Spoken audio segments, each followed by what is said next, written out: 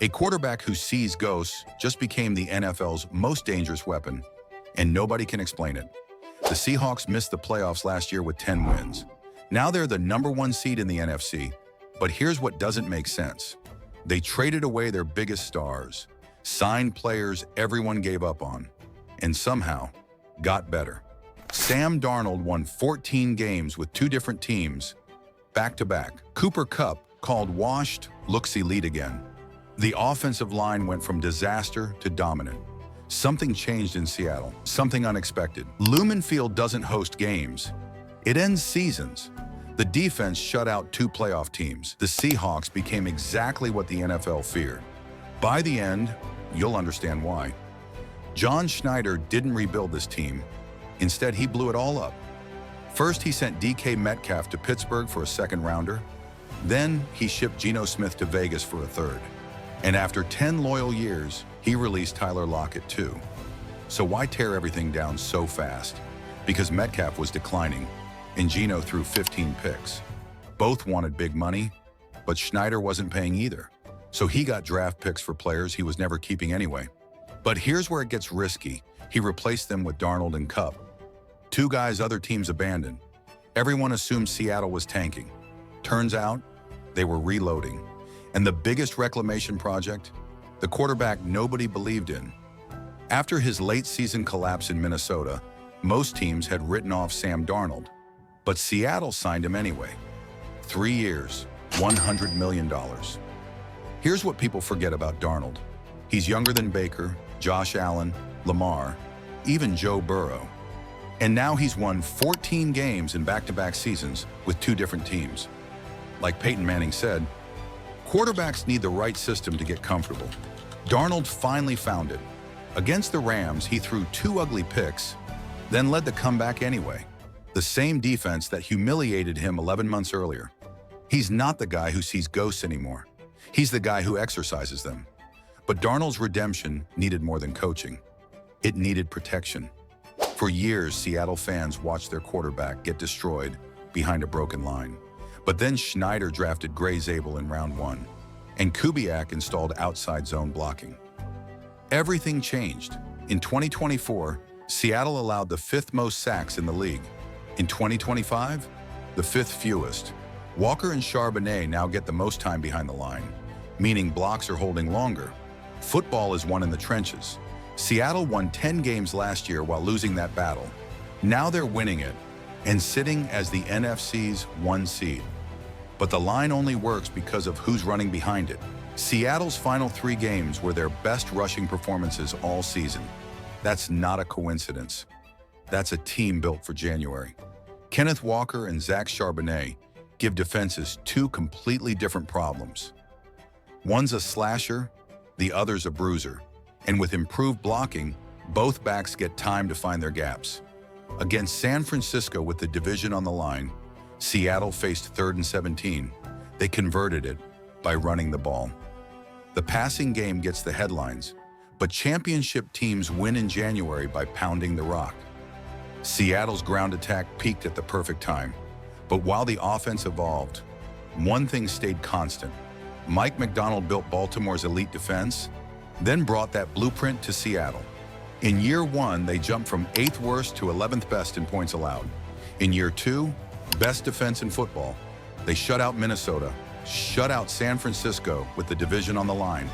Seattle locked down key players early. Reed, Jones, Lawrence all signed long-term. They weren't building for tomorrow.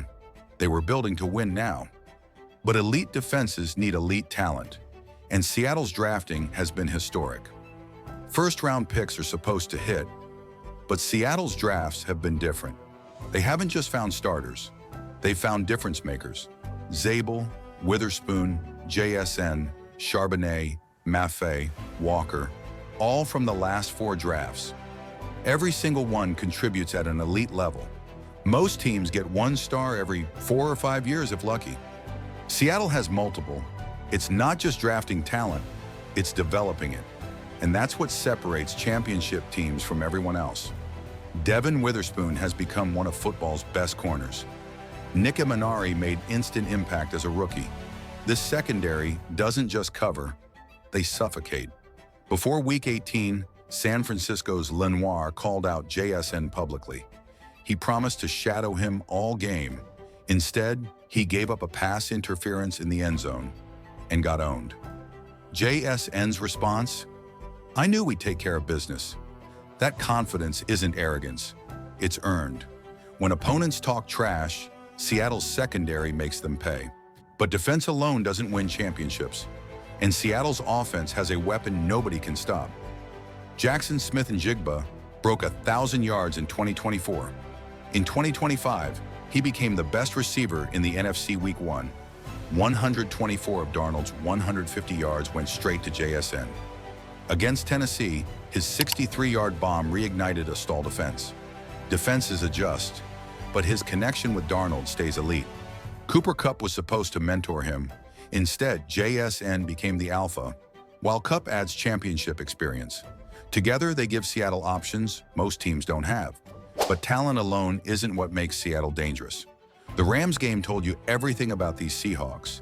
Down 2 scores with 13 minutes left, Darnold just threw his second pick. A lesser team folds right there, but Seattle scored 16 unanswered, forced overtime, and won on a gutsy 2-point conversion. Rashid Shaheed's punt return touchdown might have been worth those draft picks alone. Eric Saubert caught just his 4th pass all year to win the game. Role players showing up in the biggest moments. Leonard Williams called this the closest team he's ever played on.